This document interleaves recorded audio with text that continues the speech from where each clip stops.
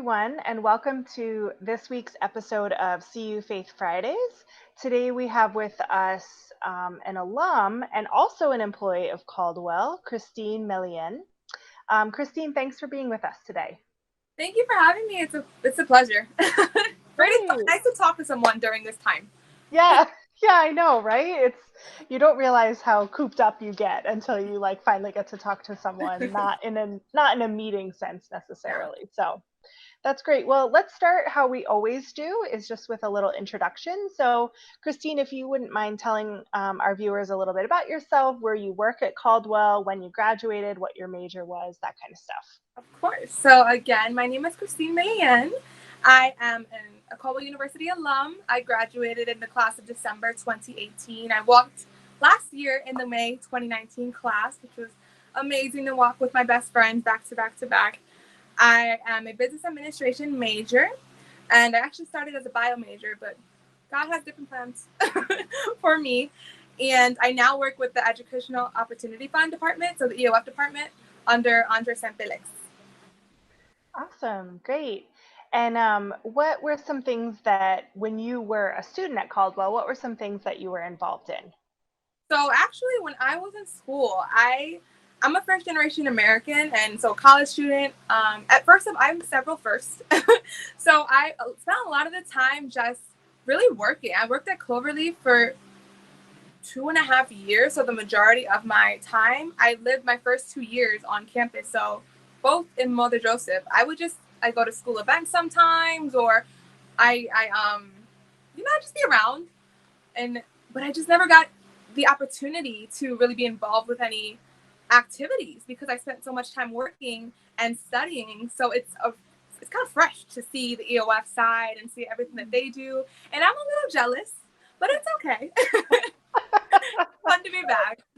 Yeah, and maybe sometimes that's the beauty of working in higher ed, is you get a little bit of that feel that you maybe didn't get when you were an undergrad. Exactly. As well. So work in EOF, what's that like, I guess, and what are the students like that you get to work with? Yeah. Honestly, the first day, it was so different just because I said I lived on campus for the first 2 years, and then I commuted because I live in Montclair. So obviously that's not a hard commute, especially that I had a vehicle. And it was just so weird because I'm the office assistant and I'm sitting at the front desk and all the students just come in, hi, walking in. Nobody's really like, you need to sign in, you need to do this, no, there's, hey, we're just here to see Miguel, oh, we're here to see Miss Andre, we're here to see TJ. Eden joined the same time, the same day as I did. So these students just love coming in and getting to know me and who are you, and I had never felt such a welcoming experience. I love Caldwell, don't get me wrong.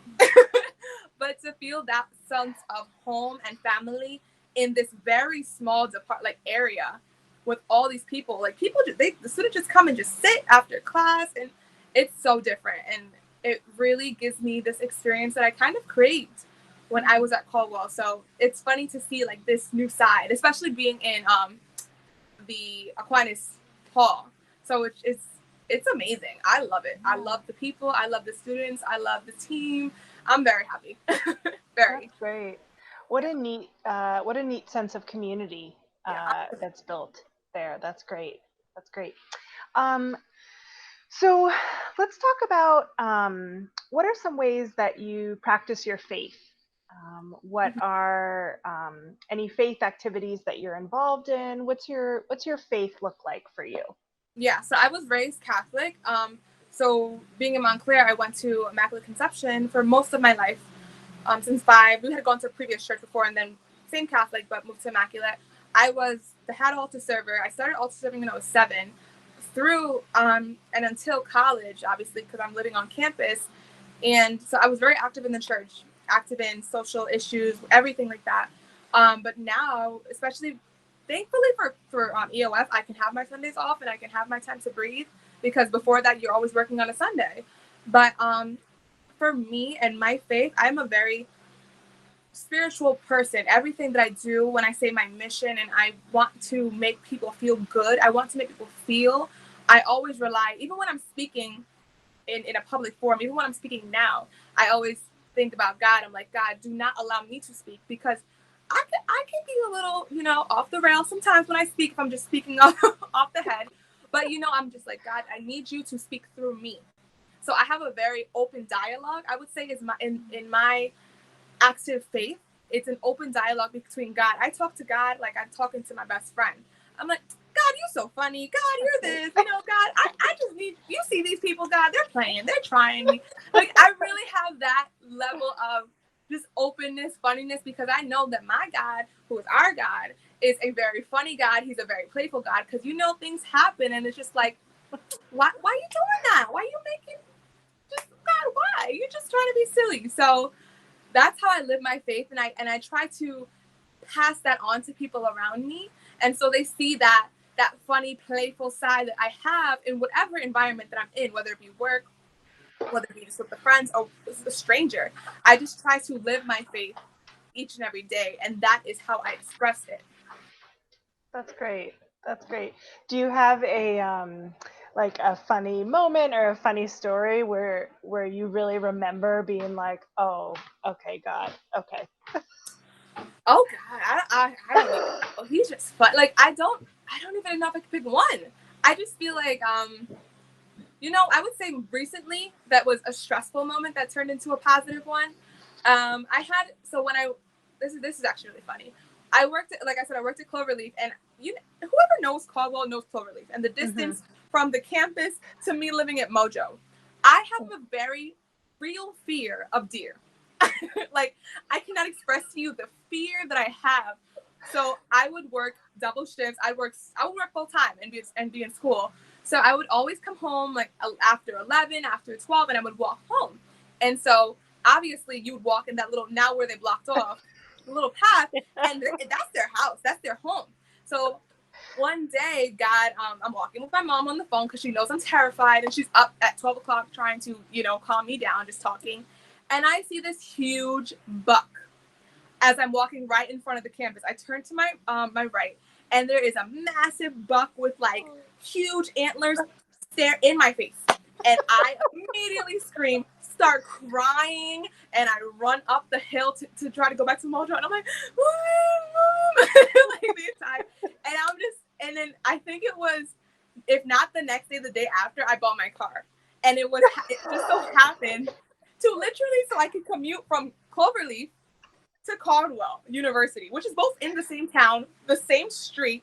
That's funny. But I just was like, God, you, and in the way I found my car, I had a specific, I wanted a Ford Explorer because, you know, I didn't want to drive, really, I didn't care to drive anybody around, but I love being up and above, and I just wanted to be in it. And we happened to find one that was at a good price, and that it was in a good area, and I could get to there, and I was able to buy it in cash with my own money that I earned. And I was just like, God, you are hilarious. That's really funny. And then even now, I just bought a new car. I think it was 3 days before my birthday. My Explorer broke down, and I'm like, God, why are you doing this to me before my birthday? I'm having a good time. And then I end up getting a 2017, like a new car for me for my birthday, and then the world shut down. So I'm just like, thanks, God. At least I got my car. That's really funny. Before like everything just like fell apart. Literally, you know? Like, at least I thank God, and I love him. I love my car. So it's That's great. That's awesome. Yeah. That's awesome. So you had mentioned when you were involved at Immaculate Conception in Montclair, you had mentioned getting involved or being interested in issues of justice. Yes. So just curious, what are some of the issues of justice, social justice, injustice, however you want to put it, that you feel really passionate about and that you've really kind of worked towards things in your life? Yeah, there's a few things. So again, me being a first generation American, I have a huge passion for immigration. I have a huge passion for people who are seen as I hate the word illegal. I hate the word minority. Those are one of my missions in life is to literally abolish the word minority, because that word itself suggests inferiority, and I don't feel like that's okay for me to be calling myself a minority, to be calling a Latino, a Latina, Latinx, whatever you want to, whoever, a minority. And I'm like, why? Why do we have to use that word? So that's one of the things that really are impactful to me, because I'm just thinking, even now, I really want my aunt who has never left Trinidad, because I'm Trinidadian, to come here. And it's a whole process for her to even visit. And she's in her middle 60s. You know, I don't want to put her age out there, but she looks good, so it's fine. So that's something that's really important for me. And then also just, how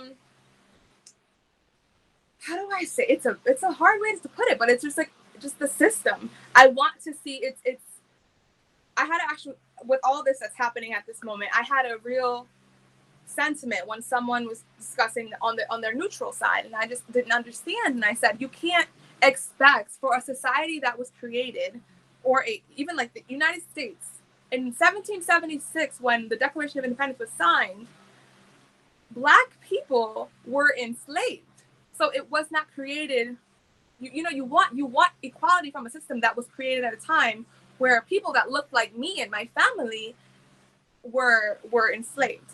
So for me, what I aspire to do is to empower people of color, the Black community specifically, because I can relate more to that, and Latinos and everybody, just period. I want to inspire everyone to achieve a level of greatness with that is already within them, because God has chosen each and every one of us with a purpose.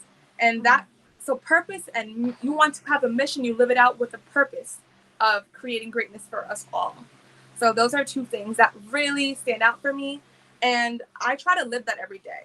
You know, when I was in high school, sorry to kind of jump back, but You're when fine. I was in high school, I think I was 15 at the time, and I'm living in Montclair, which everybody thinks Montclair is this rich town, and I don't have a big house at all. You know, it's very cozy, I'll say. But you know, there was a time when they had a shooting in Montclair, and I believe it was 4 Black teens were shot, and this were by black on black crime. Let's say that. But it was sad because I knew, like, I had just graduated. It was in the summertime, and I had just graduated, or some of these people had just graduated, and I just felt such real pain, and I felt a call to do something about it, because I'm like, these are people that look like me and who were just in my school, who are now being victims to these crimes that should not be happening, period. So my mother and I, when I was 15, got together.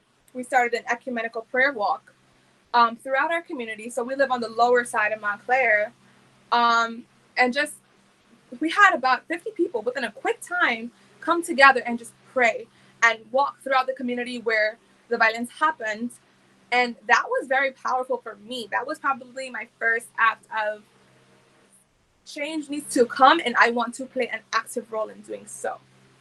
And I want to continue to live each and every day of my life with a purpose to ensure that my mission is fulfilled. And that not even my mission, but God's mission for me is fulfilled. That's great. And how old were you when you did 15. that? About 15. Okay. Mm-hmm. Yeah. Wow. What do you think are some of the biggest challenges or hurdles to, I guess, the ways that the system is kept in place? You know, Yeah. what are some of those challenges or hurdles to overcoming that? It's difficult, because I would definitely say the biggest challenge is just generational pain. When you think about it, racism or just prejudices, when you see a newborn baby, those are very pure and innocent beings.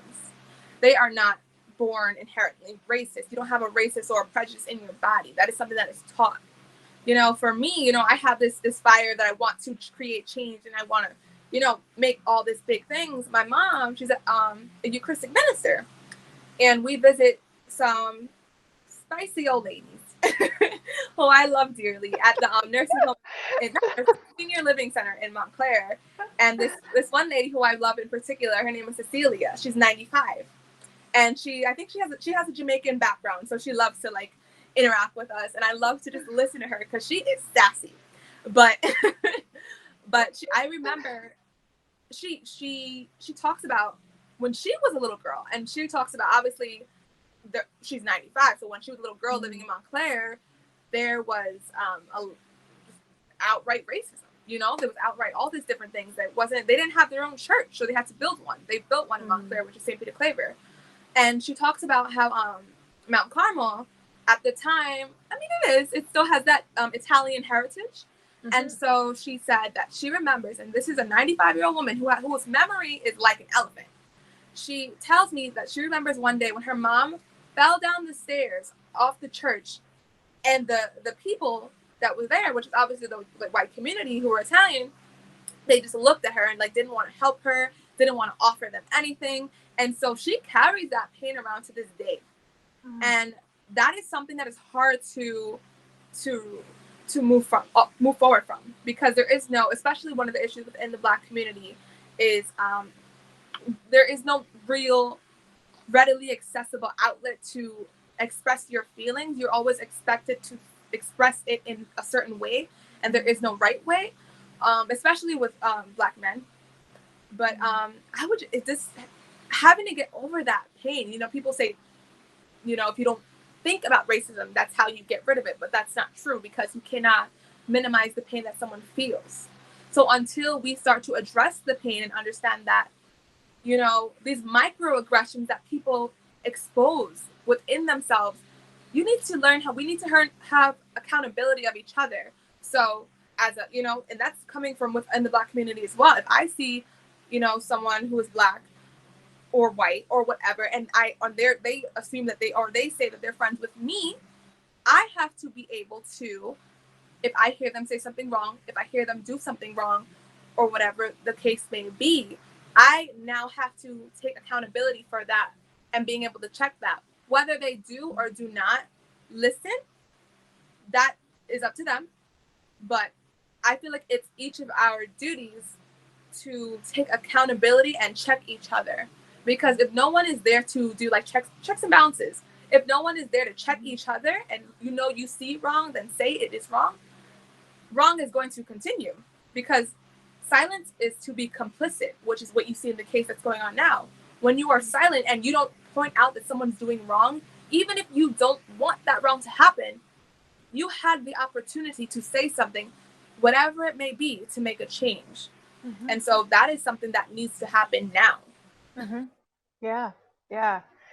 There's two things that you said that I want to touch on. First, kind of where you ended about being complicit. You know, I think that's a really powerful thing to think about, is because we, the collective, whatever you want to say, can sit in our homes and yeah, exactly, and say like, oh, well, that wasn't me that put my knee on George Floyd's neck, you know, but I play into a system that did that led to that, you know. So first, I do think I like what you said. It is about recognizing like where we are complicit just by being who we are, and it's sad and it's hard and it takes a lot of work to move through that and out of that as a society and as individuals, I think. Yep.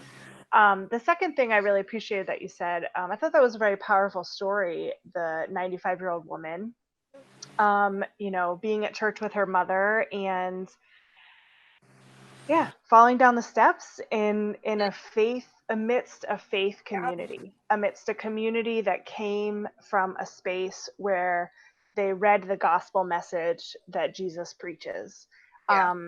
They received the Eucharist, which is supposed to transform us and transform our hearts as we go out into the world and like preach those gospel messages. So I don't know about you, that's one of the hardest things for me, is when I encounter people of faith who are complicit in that way, or Absolutely.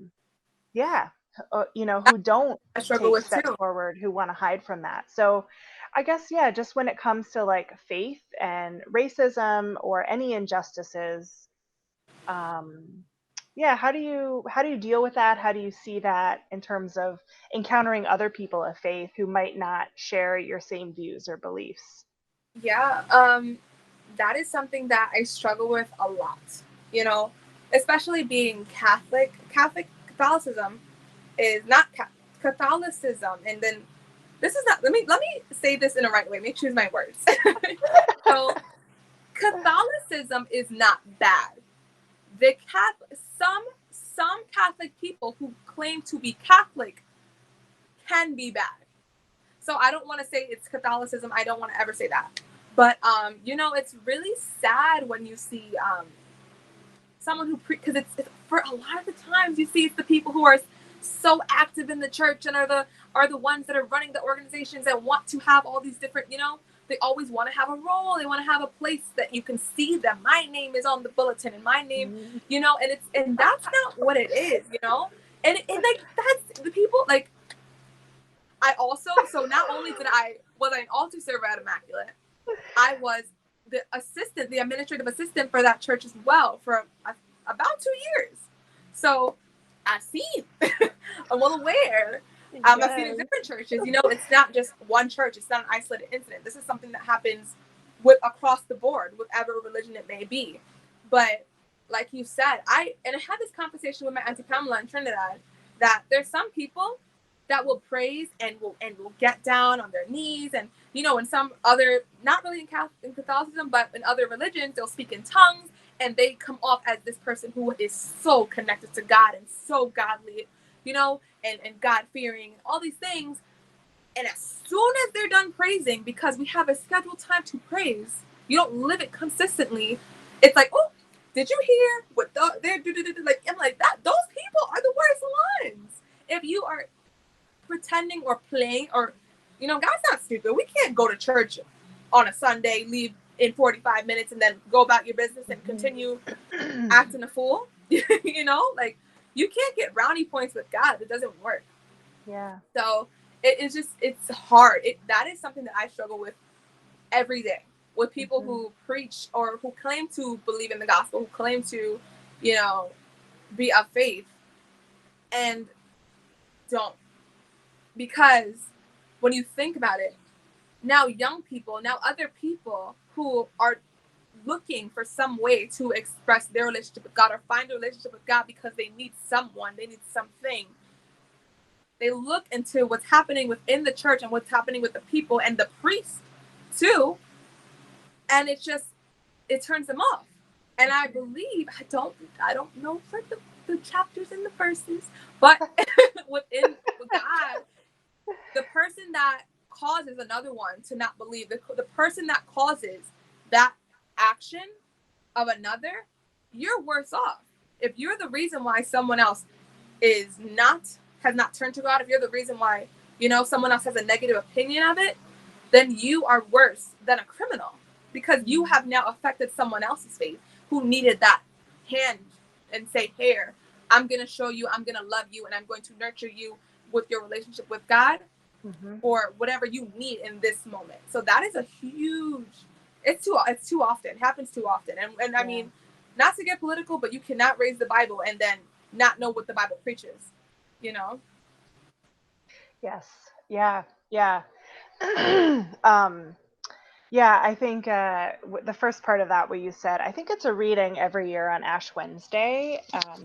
And again, can't quote the reading name or the verse number, but it's in there. it's in there. It's in there. No, it's about where, like, if you're going to pray, like, do so behind like a locked door so people can't see your, like, you know, because I think it's the balance of the piety that people try to show and show off, but ultimately at the end of the day, like you said, it's, are you leading souls to God? You know, through your actions, through your words. And that involves so much more than someone seeing you with your hands folded, like on a Sunday. Yeah. You know, it's how you live your life. It's how you stand up for people, that really matters, you know? So, how have you, or have you had the opportunity to converse with any of the students that you're really close with at Caldwell to kind of think or feel how, what's going on right now in terms of this racial racism and injustice, how it's affecting them? So I run the Caldwell EOF page, so at Caldwell EOF, and on Instagram, and I see, and I try to like respond there or like show some love there, but realistically, directly like speaking to them, I haven't had the chance yet, because I'm still in the process of processing my emotions. You know, it's something that I have never felt this is not something new. You know, I want people to understand that this movement right now is literally an extension of the civil rights movement.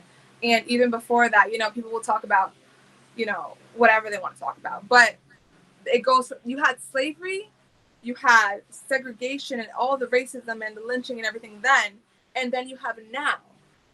You know, so it's not like there was this one time when there was everything was flowers and roses and it was all great. That never happened. So it just really has, that never has been a reality. So, but this moment, you know, I've gone through my personal journey, and within my faith, within myself, within my self-worth, has really had some dramatic changes within. When I was in Caldwell, personally, those were the hardest years in my life personally, and then I had to go to school, you know, and so my faith was challenged. My self-worth was challenged. So this, within the last year, so 2019 has been the first time in my life where I have felt so strong and so sure of myself and so sure of my self-worth. And now in 2020, I'm like, I want to be like this bossy queen, not rude, but like I feel like a queen. I feel like I'm a boss. I know that I'm a queen. I know I am a boss, you know, and I just I feel so empowered, and that's what I really want to share with the students as well. But then to see that, I couldn't even watch the video. I saw it for 5 seconds, and then I immediately, like, my brain, everything, I had to turn it off. It just wouldn't work for me. So now that I literally have the news on all day. I'm on my phone, social media, because I do feel like it's so important for me to stay tuned in. It's so important for me to know what is going on. And so that I don't want to forget. I don't want to forget George Floyd. I don't want to forget Trayvon Martin or where the Black Lives Matter movement really started from. I don't want to forget any of it. I want to now see, what are we going to do? And I don't know. So it's hard for me to talk to someone and try to coach them through their pain, because there is no answer to it. There is an answer to it, but there is no resolution right now that is happening, that has happened. You know, it's more than, you know, whether they decide, like they just announced that they're arresting all four, like with the original one who did the murder, the other three. It's more than that. I think people are really getting confused with the idea of it's just police brutality, or it's just about the George Floyd case. George Floyd was a catalyst. That case was a catalyst for the pain that we have felt for centuries, not decades, not years, not months, centuries, is now coming to the forefront. You know, all this pain, because generational pain lies within each of us. So it is something that is hard to go through. But on my personal platform, I try to be a voice of, again, I always say, God, you see me typing. No, not me. Not I, Lord Jesus. It is you. I need that spirit to work through me right now. Yeah, that's literally me. I'm just like, if I'm commenting on somebody else's post, let me be a light of reason, because we need to educate. And I think that's a really big key, is that we need to educate people about what is happening, about the injustices, because some people, you know, ignorance is not knowing. That video, this movement, with that all going on, you can no longer not know, you know? Ignorance is now destroyed. You have no youth, you have no excuse of ignorance. So now if you're choosing to not see, if you're choosing to not listen, that is now on you. And that is something that you need to address. And that's between you and God, honestly. So I don't know how to process these emotions, because every day you see, and it's not just the George Floyd now. Now you see within the protests around the nation, even within peaceful protests, you're seeing disgusting things happening to these protesters who just want equality for us, for people that look like me, for my future children, and for my niece. You know, it's a lot to swallow, like a large pill to swallow, and I don't know, but we're gonna have to do something about it. Yeah. And I think that's a great point that you make, that you know, that you have so many emotions to process, and I believe that I know your students know that you're there for them, but I think that's so authentic and real to say that you have those emotions that you're processing as well. And Mhm. um, perhaps that's the way that your students will come to you, is to then like Yeah. process together, and to be together in that. One of the Um, things, sorry, not to interrupt, no, go ahead. one of the things that I have noticed, and I'm really proud of our EOF students, is that they're recognizing that, I always think this now over and over and over and over, is that we are fighting, and then you're fighting for freedom, you're fighting for equality, and then what do you want on the other side? Mm, So I want to see more people that look like me. We talk about, the system is broken. So then we need to actively become part of the system.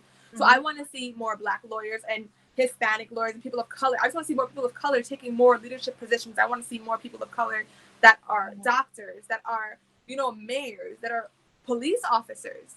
I want to see all of this. I want to see it throughout the nation. So to see how a lot of my students are realizing that the EOF program is a source of life for them in a society that is unjust, to people that look like them, to them, to them as well. I'm so proud of our students. And, even if, because we don't want to, which it's still the university's platform. So I tend to post a lot more on mine and not too much on the school's platform I know on the what you mean. Instagram, Yeah. but at the same time, I want our students to know that the EOF system, that system within New Jersey. Sorry, Miss Andre was calling me. But the EOF system in New Jersey is built to create our leaders of tomorrow.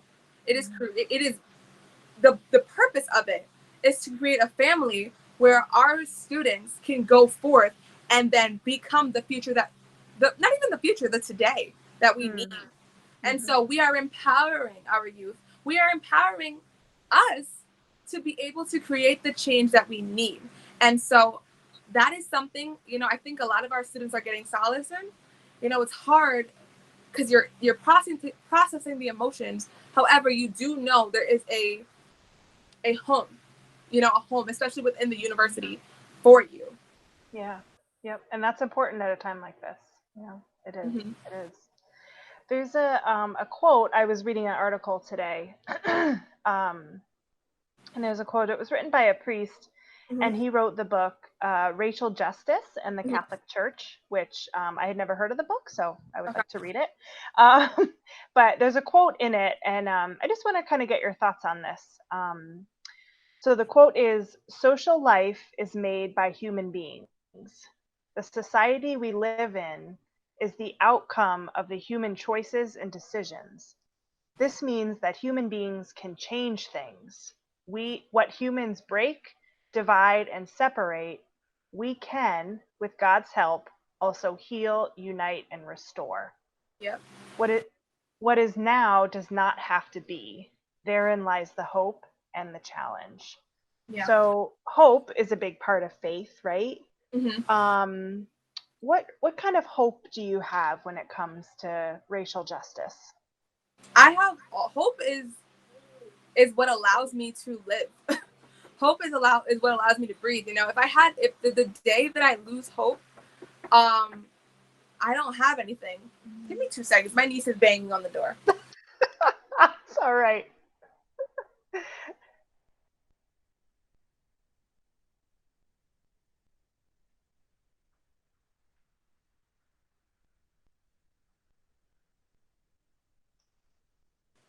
She's literally banging on the door.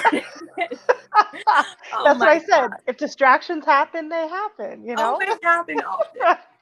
Sorry. But let me just reset myself. Yeah. So what was I saying? So yeah. Oh, what was I saying again? What was the Hope. question? I'm sorry. So yeah. So hope is a big part of our faith, Yes. right? So Yes. where do you find hope when it comes to the issue of racial injustice? Yeah. So again, so hope, without hope, you have nothing.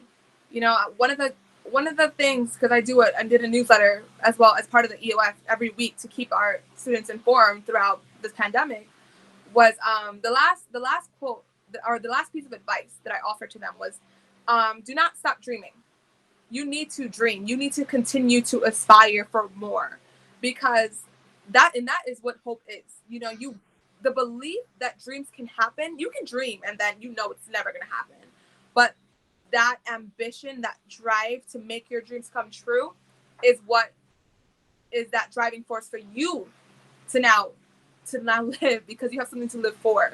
So in terms of, you know, the racial inequities and injustices happening right now, I mean, it has to change. To me, there's no other reason. I refuse to see another generation be born, because quite selfishly, if that is selfish, my kids are not going to go through this. I refuse to do it. I want to make sure that by the time my kids are in this world, when I decide to have kids, they don't have to see a George Floyd video all over social media, on the TV every single day. I don't want them to know that. I mean, I'm not foolish to believe that it's going to turn around like that. I'm not foolish that I'm still going to have a talk with my son about the police, and I'm still going to have to tell my daughter that people will sexualize you more because you're a woman of color who has curves. Those are conversations that we still have to have. But in the same breath, I do really have a real sense of hope that this generation is on fire in the best way there is. Like, the Holy Spirit came down, boom, was and just everyone started speaking in different tongues, because this is something that is real. And it is so beautiful to see all the protesters or people on social media and all the young people who are now using their voice. Ironically, a generation that people accuse of being, naive or stupid or sensitive, all these different things. These are now the people that are brave enough to say no longer. I am young, but my life was too long. Like, I've lived 20 something years, 30 years, and that was too long of a time. Not even 20 years or sometimes, and that's too much. I haven't seen enough. I don't want to see more. I refuse to see any of this anymore.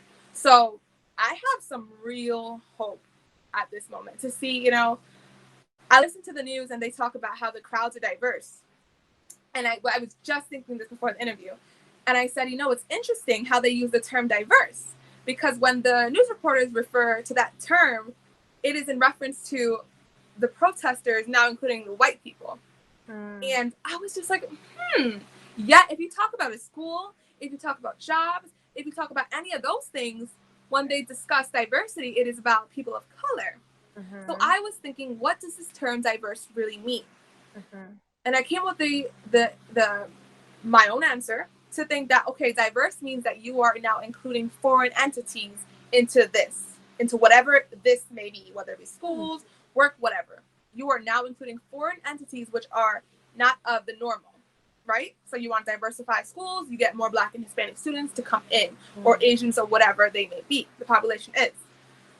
And so to now say that the protesters, this movement, this version of the Black Lives Matter movement is diverse because there are white supporters in it, that is just showing you that it's like, ooh, this is the first time we've ever seen this level of support and true unity from everyone, regardless of the color of their skin and regardless of their age. However, the age does tend to be very younger, on the younger scale. So I have the utmost hope, but I also know that hope, the reality of hope, comes from true ambition and a true desire to make your dreams a reality. So I intend on, inspiring others to seek their truth, to seek their education, to seek greater for themselves and their families. And I also intend to do that for myself. And so that is the only way that hope or dreams or anything is going to come true. Yeah, I love that. And just that things aren't just going to happen. We actually have to pick up those pieces and work for that change ourselves. And that's where that hope is. I love that you said that. So, well, excellent. Well, I guess to kind of wrap up, is there anything else you'd want to share with our viewers? This was a great conversation, but I don't know if you have any other kind of lasting thoughts that you want to put out there for people to hear. So two things. I would say, I know there's a story that I'm pretty sure a lot of people have heard, where there's an individual and there's a flood coming, and the person's like, no, everyone's coming to help them, and they say, no, God will help me. And then every level, as the flood continues to rise, someone tries to help them and they say, no, God will help me. They get to the top level, there's a plane that comes to help them. They're like, no, plane, God will help me. And then eventually that person dies, sees God, and says, God, where were you? And then God said, I sent you a boat. I sent people for you. I sent the plane. What's wrong? What's going on? Like, I helped you. And so it's just, for me, it's, don't look for God. Don't look for help in places that they're not in a specific place. That doesn't exist. It comes in, God comes in all shades. God comes in all places. He comes all over. When Jesus was born, he was born in a manger. So don't expect anything. Don't expect, honestly, really anything. You try for things, but don't expect. So that is one thing. And then the next one I would say would be to just young people, to myself. I just graduated. I'm young. But just continue to level up. That in itself is the most powerful thing that you can do. If you invest in yourself and you continue to aspire to be better, and then actively do all the actions that it takes place to become better, that is how we create a better today, a better tomorrow, a better forever. Because without you, we cannot continue on. Our future president, in however many years it will be down the road, could be someone that is within among the protesters, or someone that could be watching now, or is out there. I pray that whoever that person may be, or whoever that next great individual that will be a spark for incredible change, finds that self-worth, finds that voice within them that says, you need to do more. You need to do something to change the world. Because when you hear that voice is God. I believe that, for with every fiber in my being, God has put each and every one of us here with a mission and with a purpose. So your life means something. You just need to figure out what that means and what that is, and then go out there and live your truth. And once you do that, you will be happier than ever. Whether other people listen or are happy with you, that doesn't even matter, because that is you and that is God.